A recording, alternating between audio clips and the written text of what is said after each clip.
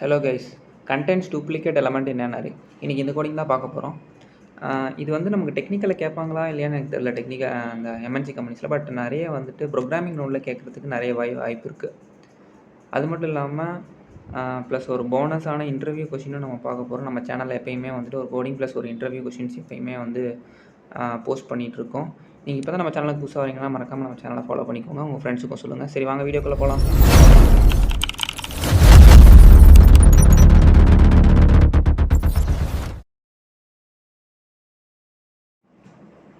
How to find the duplicate element in an array. இதை வந்து நம்ம இப்போ எப்படி ப்ரூட் ஃபோர்ஸ் மெத்தட் யூஸ் பண்ணி பண்ணுறதுன்னு பார்க்கலாம். ஓகேவா? ஃபஸ்ட்டு ஒரு அரேவை இனிஷியலைஸ் பண்ணிக்கலாம்.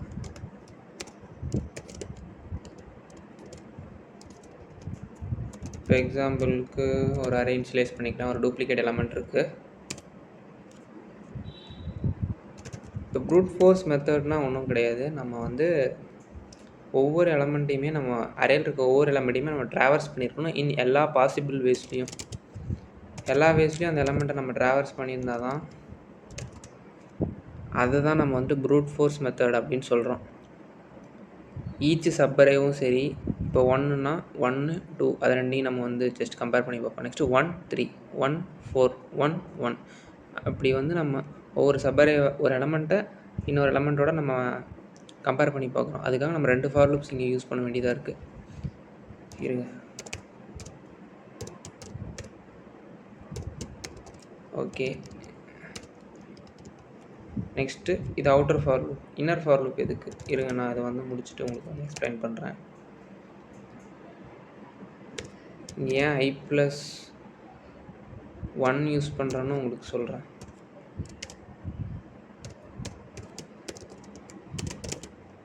ஓகே,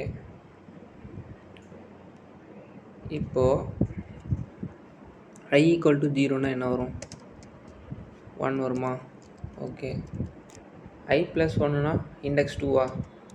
அப்போ 2. இப்போ 1ஐயும் 2ஐயும் கம்பேர் பண்ணி பார்க்கணும். 1ஐயும் 2ஐயும் கம்பேர் பண்ணி பார்க்கணுமா? ஃபஸ்ட்டு அது வந்து ஈக்குவலான்னு பார்க்கணும். இஃப் கண்டிஷன் நமக்கு தேவை. இஃப் a(i) = a(j) இருந்துச்சுன்னா நம்ம என்ன பிரிண்ட் பண்ணிடலாம்?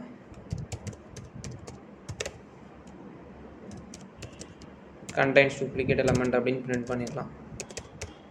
ஏன்னா நமக்கு வந்து அந்த அரே வந்து அப்போ டூப்ளிகேட் அரேன்னு தெரிஞ்சிடும். ஓகே, பிரிண்ட் பண்ணதுக்கப்புறம் நீங்கள் ரிட்டர்ன் பண்ணணும். அப்போ தான் வந்து ப்ரோக்ராம் எக்ஸிட் ஆகும்.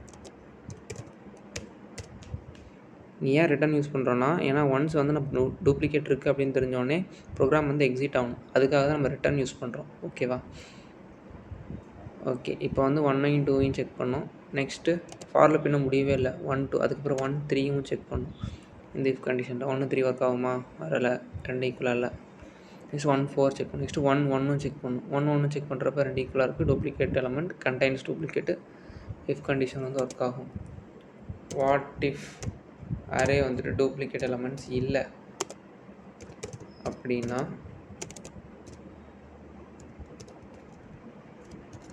நமக்கு வந்து நோ டூப்ளிகேட்ஸ் ஃபவுண்ட் அப்படின்னு வரும். ஓகேவா? நம்ம இதை செக் பண்ணி பார்ப்போம். அரேல இந்த 1 எடுத்துருவோம். இப்போ ரன் பண்ணுவோம். ஓகே, இங்கே நம்ம வந்து சைஸ் வந்து a.lengthன்னு கொடுத்துக்கலாம். length. ஓகே, இங்கே a.length. இப்போ ரன் பண்ணி பார்ப்போம். நம்ம வந்துட்டு இப்போது அரே வந்துட்டு எந்த டூப்ளிகேட்ஸும் இல்லை. No duplicates. ஓகே, இப்போ நம்ம வந்து டூப்ளிகேட்டோட பிரிண்ட் பண்ணி பார்ப்போம்.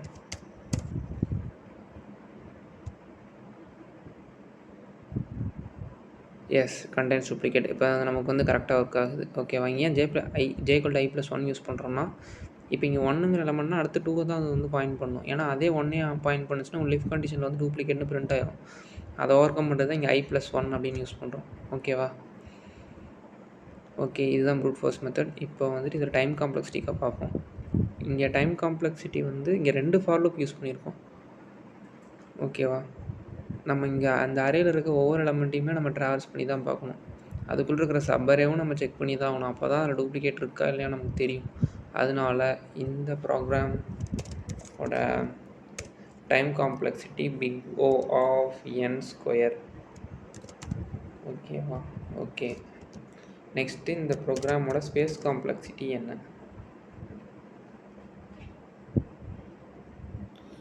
இதுக்கு வந்து நம்ம ஸ்பேஸ் காம்ப்ளெக்சிட்டி என்ன வரும்? இங்கே வந்து நம்ம எந்த ஒரு மெமரி ஸ்பேஸுமே யூஸ் பண்ணல. இங்கே வந்து பார்த்துட்டிங்கன்னா இங்கே நம்ம ஒரு அரேவை வந்து இனிஷியலைஸ் பண்ணியிருக்கோம். அதுக்கப்புறம் அதை நம்ம செக் பண்ணுறோம் இருக்கா இல்லையா. இங்கே நம்ம எந்த ஒரு மெமரி வேரியபிளோ இல்லை எக்ஸ்ட்ராவோ நான் எந்த ஒரு மெமரி ஸ்பேஸும் நம்ம க்ரியேட்டே பண்ணாதனால இதுக்கு வந்து பிக் O ஆஃப் 1 தான் இதனோட மெமரி ஸ்பேஸ். ஓகேவா? இந்த ப்ரோக்ராமோடது. ஆனால் இது வந்துட்டு மோஸ்ட்டாக இன்டர்வியூஸில் ப்ரிஃபர் பண்ண வேண்டாம். ஏன்னா வந்துட்டு 2 ஃபார் லூப்ஸ் வச்சு நெஸ்டட் ஃபார் லூப்ஸ்னால் நம்ம மேக்ஸிமம் இன்டர்வியூவில் வந்துட்டு யூஸ் பண்ணாதீங்க. ஆனால் ஜஸ்ட் தெரிஞ்சுக்கோங்க எப்படி வந்துட்டு ஒர்க் ஆகுது அப்படின்ட்டு. ஓகேவா? மோஸ்ட்டாக வந்துட்டு இந்த மாதிரி நெஸ்டட் ஃபார் லூப்ஸ் வந்து இன்டர்வியூஸில் வந்துட்டு யூஸ் பண்ணாதீங்க. நெக்ஸ்ட்டு இன்னொரு மெத்தட் இருக்குது, அது கலெக்ஷன் மெத்தட். கலெக்ஷனில் வந்துட்டு எப்படி வந்து கலெக்ஷன்ஸ் யூஸ் பண்ணி நம்ம எப்படி வந்து ஒர்க் பண்ணுறதுன்னு பார்ப்போம். ஒரு எலமெண்ட்டை எப்படி வந்து டூப்ளிகேட், ஒரு அரேயில் இருக்கிற எலமெண்ட் டூப்ளிகேட்டாக இருக்கா இல்லையா செக் பண்ணிவிடுவோம். ஓகே, நான் ஜஸ்ட் அதை காப்பி பேஸ்ட் பண்ணிக்கிட்டேன். இதெல்லாம் ரிமூவ் பண்ணிடலாம். அதே அரேவே வச்சுக்கலாம், ஒன்றும் பிரச்சனை இல்லை. நம்ம அதை அப்படியே செக் பண்ணிக்கலாம். ஓகே, இப்போ கலெக்ஷன்ஸ் யூஸ் பண்ணுறோம். கலெக்ஷன்ஸ் யூஸ் பண்ணி எப்படி வந்துட்டு ஒரு அரேயில் வந்துட்டு இருக்கிற எலமெண்ட்ஸ் வந்துட்டு டூப்ளிகேட் கண்டுபிடிக்கிறது. இப்போது இந்த வீடியோவில் கலெக்ஷன்ஸ் தெரியாதவங்க இருந்தாலும் பரவாயில்ல, இப்போ நான் கொஞ்சம் எப்படின்னு சொல்லித்தரேன் உங்களுக்கு. அதையும் டீட்டெயிலாக பார்த்துக்கலாம். ஃபஸ்ட்டு வந்து நம்ம வந்து டூப்ளிகேட் எலமெண்ட்னு கண்டுபிடிக்கிறோம். டூப்ளிகேட் எலமெண்ட்ஸ் கண்டுபிடிக்கணும்னா கலெக்ஷன்ஸ் வந்து எதுக்கு யூஸ் பண்ணோம்னா இன்பில்ட் மெத்தட்ஸ் அதில் வந்து இருக்கும். கலெக்ஷன்ஸில் பார்த்தீங்கன்னா இப்போ கலெக்ஷன்ஸ்லேயே நிறைய இன்டர்ஃபேஸஸ்லாம் இருக்குது. எக்ஸாம்பிள் சொல்லணுன்னா செட்டு, லிஸ்ட்டு, ட்ரீ, இந்த மாதிரி நமக்கு இன்டர்ஃபேஸஸ் இருக்குது கலெக்ஷன்ஸ்லேயே. இந்த இன்டர்ஃபேஸஸில் நிறைய இந்த wrapper கிளாஸஸ்லாம் நம்ம யூஸ் பண்ணுவோம். ஒவ்வொரு இன்டர்ஃபேஸ்லேயும் இன்டீஜரு, ஃப்ளோட்டு, பூலியனு, கேரக்டரு, ஸ்ட்ரிங், இந்த மாதிரி நிறைய wrapper கிளாஸஸ்லாம் யூஸ் பண்ணி நம்ம வந்துட்டு எஃபிஷியண்ட்டாக யூஸ் பண்ணலாம். ஃபஸ்ட்டு வந்துட்டு நமக்கு வந்து கண்டெய்ன்ஸ் டூப்ளிகேட் எலமெண்ட்டு அந்த அரேயில் வந்து கண்டுபிடிக்கணும். இப்போ செட்டு யூஸ் பண்ணோன்னு வைங்களேன், அரே லிஸ்ட்டும் யூஸ் பண்ணலாம், செட்டும் நீங்கள் யூஸ் பண்ணலாம். செட் யூஸ் பண்ணிங்கன்னா அது வந்து யூனிக் எலமெண்ட்டை மட்டும் தான் வச்சுக்கும். ஒருவேளை நீங்கள் ஒரு டூப்ளிகேட் அரே எலமெண்ட்டை நீங்கள் ஆட் பண்ணால் அப்படின்னா கூட அது வந்து அக்செப்ட் பண்ணாது. ஏன்னா செட்னாலே நமக்கு நார்மலாக தெரியும், செட்னா யூனிக் எலமெண்ட்ஸ் மட்டும்தான் இருக்கும் அதில். ஓகேவா?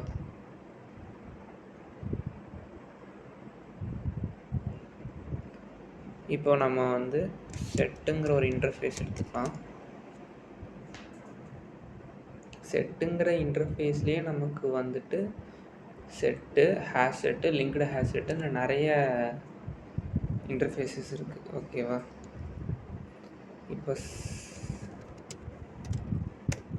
ஹேஷ் செட்டுன்னு யூஸ் பண்ணலாம், இல்லை நீங்கள் செட்டுன்னு யூஸ் பண்ணிக்கலாம். செட்டில் இப்போ நீங்கள் இன்டீஜர்ஸ் தான் யூஸ் பண்ணுறோம், அதனால் இன்டீஜர்னே போடும். இன்டீஜர் எலமெண்ட் தான் நம்ம ஸ்டோர் பண்ணி வைப்போம் செட்டில். அதுக்கு நான் ஆப்ஜெக்ட் செட்டுன்னு க்ரியேட் பண்ணி நிற்கிறேன். ஓகே, நீங்கள் ஒரு இடத்துல இன்டீஜர்னு போட்டால் போதும் wrapper கிளாஸ். ஓகேவா? இங்கேயும் வந்துட்டு இன்டீஜர்னு போட தேவையில்ல, நீங்கள் ஒரு இடத்துல மென்ஷன் பண்ணாவே போதும். இப்போ வந்து செட்டு நம்ம வந்து கலெக்ஷன்ஸில் இங்கே டிக்ளேர் பண்ணியாச்சு. இப்போ எப்படி ப்ரோக்ராம் பண்ணுறதுன்னு பார்ப்போம். இப்போ எனக்கு வந்துட்டு ஒவ்வொரு எலமெண்ட்டுமே செக் பண்ணணும். ஓகேவா? நான் சிஹெச்னே வச்சுக்கலாமா, இல்லை சி? ஓகே, ஏங்கிறது அந்த அரே. ஓகேவா? அந்த அரேயில் இருக்கிற ஒரு எலமெண்ட்டுமா நம்ம வந்து ட்ராவல்ஸ் பண்ணுறோம். இப்போ ஃபார் லூப் யூஸ் பண்ணி if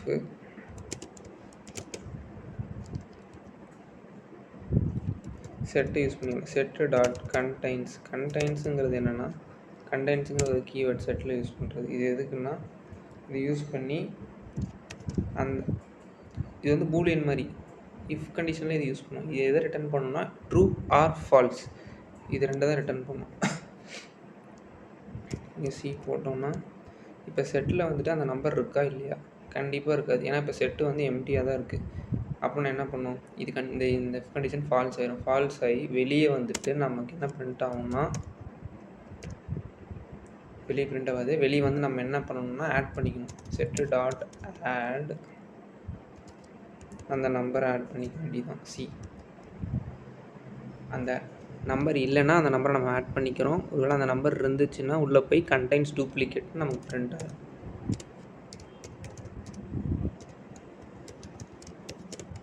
okay, contains duplicate TA contains duplicate போட்டாச்சு. அதே மாதிரி கீழே மறக்காமல் ரிட்டர்ன் ஸ்டேட்மெண்ட் போட்டுருங்க. ஏன்னா அது ரொம்ப இம்பார்ட்டன்ட். ஏன்னா அப்போ தான் நமக்கு ப்ரோக்ராம் எக்ஸிக்யூட் ஆகும். இல்லைன்னா நம்ம கண்டென்ட்ஸ் டூப்ளிகேட்னு பிரிண்ட் ஆகும். அப்புறம் நோ டூப்ளிகேட்ஸ்னு இப்படி கீழே இருக்கிற இந்த பிரிண்ட் ஸ்டேட்மெண்ட்டும் நமக்கு பிரிண்ட் ஆகும். No duplicate. இப்போ உங்களுக்கு ஓரளவுக்கு புரியும்னு நினைக்கிறேன் இந்த கான்செப்ட்டு. கலெக்ஷன்ஸுக்கு ரொம்ப புதுசாக எனக்கு பேசிக்ஸாக தெரியும்னா இந்த இதை உங்களால் நீங்களே போட்டுருவீங்க, இதை அண்டர்ஸ்டாண்ட் பண்ணிக்குவீங்க. இல்லை நான் கலெக்ஷன் புதுசுனா கொஞ்சம் பேசிக்ஸ் நீங்கள் லேர்ன் பண்ணிட்டு இந்த வீடியோ பார்த்தீங்கன்னா எனக்கு கொஞ்சம் யூஸ்ஃபுல்லாக இருக்கும். ஓகேவா? ஃபஸ்ட்டு இதை நம்ம ரன் பண்ணி பார்ப்போம்.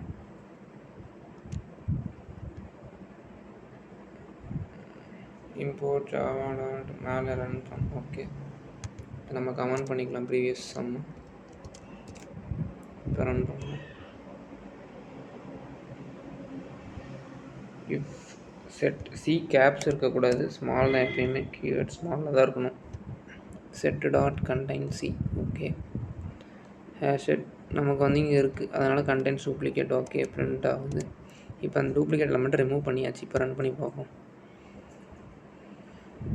எஸ், இப்போ நோ டூப்ளிகேட்ஸ் வருது. ஓகே, ஒன்றும் பிரச்சனை இல்லை. எப்போயுமே இன்டர்வியூஸில் வந்து கேட்டாங்கன்னா இந்த மாதிரி யூஸ் பண்ணுங்கள், கலெக்ஷன்ஸ் யூஸ் பண்ணுங்கள். மேக்ஸிமம் கலெக்ஷன்ஸே யூஸ் பண்ணி சொல்லுங்கள் ஆன்சர்ஸை. அதுக்கு மேலே கொஷின்ஸ் கேட்டாங்கன்னா என்ன செட்னா என்னென்னு கேட்பாங்க. செட்டுங்கிறது இன்டர்ஃபேஸ். இன்டீஜர்னால் என்னென்னு கேட்பாங்க. ஏன் இன்டீஜர் யூஸ் பண்ணுறீங்க? இது வந்துட்டு நீங்கள் எந்த டேட்டா டைப் வந்து இங்கே ஸ்டோர் பண்ணி வைக்கிறீங்களோ அதுதான். இப்போ இங்கே செட்டுக்கு பதிலாக நீங்கள் கேரக்டர்னு போட்டேன்னு வைங்க, கேரக்டர் தான் நான் ஸ்டோர் பண்ணி வைக்கிறேன். ஓகேவா? இதே நான் ஃப்ளோட் யூஸ் பண்ணுறேன்னா ஃப்ளோட்டு, டபுள் யூஸ் பண்ணுறேன்னா டபுள். இங்கே என்ன நீங்கள் வந்து டேட்டா டைப் யூஸ் பண்ணுறீங்களோ அதை தான் இங்கே வந்து நீங்கள் அந்த டேட்டா டைப் தான் இங்கே வந்து ஸ்டோர் ஆகும். நீங்கள் என்ன டேட்டா டைப் யூஸ் பண்ணுறீங்களோ அதை தான் நீங்கள் வந்து இங்கே என்டர் பண்ணணும். ஓகேவா? இங்கே நம்ம வந்துட்டு இன்டீஜர் தான் யூஸ் பண்ணுறோம், அதனால் இன்டீஜரே வச்சுக்கிறேன். ஸ்ட்ரிங் யூஸ் பண்ணிங்கன்னா இங்கே ஸ்ட்ரிங்குன்னு போடுங்க, அவ்வளோதான். அதே மாதிரி இங்கே செட் கண்டென்ட்ஸுங்கிறத கீவேர்டு இந்த இதை யூஸ் பண்ணி அந்த எலமெண்ட் வந்து இருக்கா இல்லையான்னு பார்க்கும். கண்டிப்பாக இருக்காது, எம்டியாக தான் இருக்கும் செட்டு. புதுசாக வந்து செட்டு டாட் ஆட் ஆகும். லாஸ்ட்டில் 1 இருக்கும். 1 வந்துட்டு இங்கே பார்க்கும் செட்டு டாட் கண்டெய்ன்ஸ் 1 வந்து. அப்போ என்ன ஆகும், 1 ஆல்ரெடி இருக்குது, கண்டெய்ன்ஸ் ட்ரூ ஆகி இஃப் கண்டிஷனுக்குள்ளே போய் கண்டெய்ன்ஸ் டூப்ளிகேட்டை நமக்கு பிரிண்ட் ஆகிடும். ஓகே, எக்ஸாம் புரிஞ்சிருக்கும்னு நினைக்கிறேன். இப்போ நம்ம இதோட டைம் அண்ட் ஸ்பேஸ் காம்ப்ளெக்சிட்டி வந்து பார்த்துடலாம். இங்கே நம்ம ஒரு எலமெண்ட்டும் எப்போ இருந்தாலும் ட்ராவர்ஸ் பண்ணி தான் ஆகணும். ட்ராவர்ஸ் பண்ணால் தான் நம்மளால் வந்து டூப்ளிகேட் எலமெண்ட் இருக்கா இல்லையான்னு கண்டுபிடிக்க முடியும். இங்கே சிங்கிள் ஃபார் லூப் நம்ம யூஸ் பண்ணியிருக்கிறதுனால இந்த சம்மோட time complexity big O of n. ஓகேவா? இப்போது இதே சம்மோட ஸ்பேஸ் காம்ப்ளெக்சிட்டி என்ன வரும் ட்ரை பண்ணுங்கள். நம்ம ஏதாவது மெமரி ஸ்பேஸ் இது யூஸ் பண்ணியிருக்கோமா, நம்ம வந்துட்டு இல்லை ஏதாவது வேரியபிள்ஸ் யூஸ் பண்ணியிருக்கோமா, அதை நம்ம செக் பண்ணணும். ஓகேவா? இங்கே நம்ம ஒரு செட்டே க்ரியேட் பண்ணியிருக்கோம், செட்டுங்கிற ஒரு ஆப்ஜெக்ட். அப்போ அந்த ஆப்ஜெக்ட் வந்து என்ன வந்து ஸ்டோர் பண்ணும், கண்டிப்பாக அந்த அரே எலமெண்ட்ஸை தான் ஸ்டோர் பண்ணி வைக்கும். ஏன்னா நம்ம இங்கே வந்து செட்டு டாட் ஆட் பண்ணுறோம். இதோட சைஸு மெமரி ஸ்பேஸ் எதை வந்து டிஃபைன் பண்ணுதுன்னா, எதை வந்து சார்ந்திருக்கும்னா இந்த ஏவை தான் டிஃபைன் பண்ணியிருக்கோம். ஏன்னா இங்கே 4 எலமெண்ட்ஸ் இருக்குது. 4 எலமெண்ட்ஸையுமே நம்ம இதில் வந்து போடுவோம். எல்லா எலமெண்ட்ஸையும் ஆட் பண்ணி தான் நம்ம செக் பண்ணி ஆகணும். ஸோ இது அந்த இங்கே ஒரு வேளை கம்மா 1 இருக்கா, இப்போ 5th எலமெண்ட்டும் சேர்த்து செக் பண்ணணும். எல்லாத்தையும் செட்டில் ஆட் பண்ணதுக்கப்புறமா தான் செக் பண்ண முடியும். இங்கே வந்து எவ்வளோ மெமரி ஸ்பேஸ் இருக்குது அப்படின்னா, அப்போது big O of n input size array element. இங்கே அரே எலமெண்ட்ஸ் வந்து என்ன 5 இருக்கா, இன்புட் சைஸ் வந்து n. இன்புட் சைஸை வந்து பொறுத்து இந்த செட்டோட இன்புட் சைஸ் வந்து டிஃபர் ஆகும். ஓகேவா? ஓகே, இப்போ இந்த சம்மு புரிஞ்சிருச்சு. மேக்ஸிமம் வந்து டெக்னிக்கல் இன்டர்வியூஸ் வந்து கேட்டாங்கன்னா கண்டென்ட்ஸ் டூப்ளிகேட் அந்த மாதிரிலாம் கொஸ்டின் கேட்பாங்க. கண்டென்ட்ஸ் டூப்ளிகேட்லாம் டெக்னிக்கலில் கேட்கலனாலும் ப்ரோக்ராமிங்கில் கண்டிப்பாக இருக்கும். நீங்கள் இந்த மாதிரி மெத்தட்ஸ் ஈஸியாக வந்து போட்டுடலாம். ஸோ இப்போ ஒரு டெக்னிக்கல் கொஷினையும் பார்த்துடலாம். இன்றைக்கி என்ன டெக்னிக்கல் கொஷின் அப்படின்னா, ஃபஸ்ட்டு ஒரு 3 பல்ப்ஸ் இருக்குது. ஓகேவா? 3 பல்ப்ஸ் இருக்குது, 3 ஸ்விட்சஸ் இருக்குது. அது செப்பரேட் ரூமில் இருக்குது, தனியாக இருக்குது. இந்த பக்கம் 3 பல்ப் வந்து தனியாக ஒரு ரூமில் இருக்குது. இன்னொரு 3 ஸ்விட்ச் வந்துட்டு இன்னொரு ரூமில் நமக்கு வந்து தனியாக இருக்குது. இப்போ நீங்கள் வந்து அந்த 3 ஸ்விட்சஸ் இருக்கிற அந்த ரூமில் தான் இருக்கீங்க. ஓகேவா? இப்போது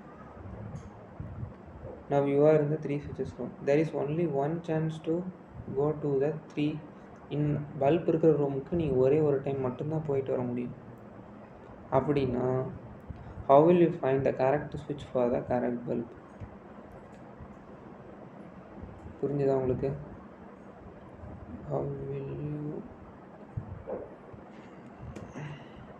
how will you find the correct switch for the correct bulb? எப்படி வந்து நீங்கள் கண்டுபிடிப்பீங்க?